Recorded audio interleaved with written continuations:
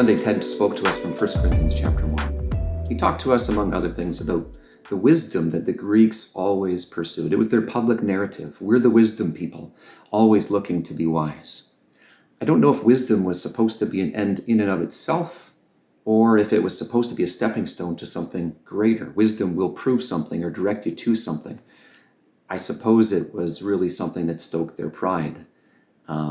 And I'm not even sure how much wisdom they wanted or when they knew they had it or how much would have been enough.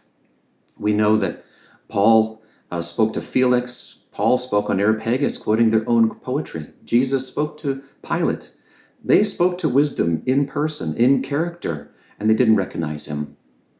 We also hear about the Jews who looked for a sign.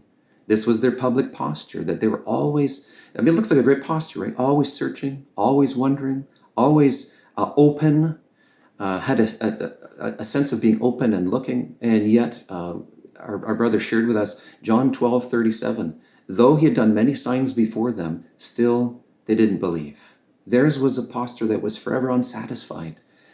Even though Christ came from heaven and gave them the most undeniable divine signs, they found Christ to be forever insufficient.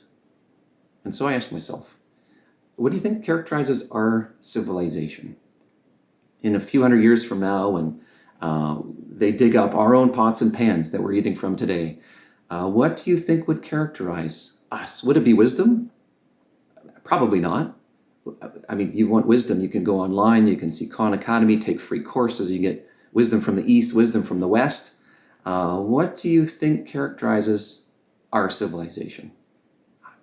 I would say almost 2 years ago, when COVID hit, we wanted to be known as the scientific generation. We follow the science. Fauci and Tam became household names. We're self-proclaimed experts and specialists at messenger RNA and spike proteins and drug efficacy. We follow the data, and this is what we talk about. We are scientific people. But I would say Kepler and Galileo and Newton and Copernicus, all ardent believers, they would say, if you follow science, it's supposed to speak of God, and science that doesn't speak of God or direct you to that ultimately will prove unsatisfactory. That's what they would say. Jesus said of the Jews, speaking to them about the law and the prophets, the law and the prophets are they that speak of me. This is what the law and the prophets were for. They were supposed to prove me to you.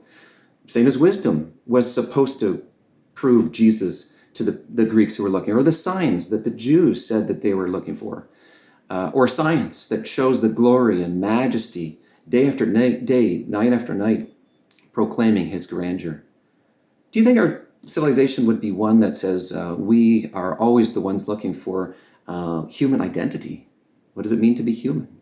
We dug the deepest and looked the farthest about gender expression and sexual orientation and issues of race, where we weren't afraid to go back hundreds of years or even into our modern time and confront ugly truths and the atrocities perpetrated by people made in the image of God against other people made in the image of God. And, we were willing to tease that apart.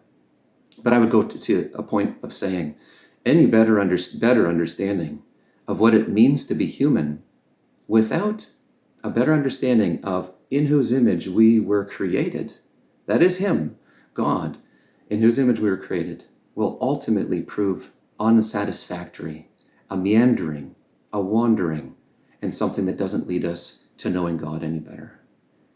I think Paul nails it. Again, we read this on Sunday. 1 Corinthians chapter 2:2 says, "For I decided to know nothing among you except Jesus Christ and him crucified." What a great decision. So we're not left looking for wisdom or science or human identity. Let us as believers be known exactly as Paul says, I want to be known. I want to be known for Christ and him crucified. Just leaving a thought with you for today. Brothers and sisters, you are loved.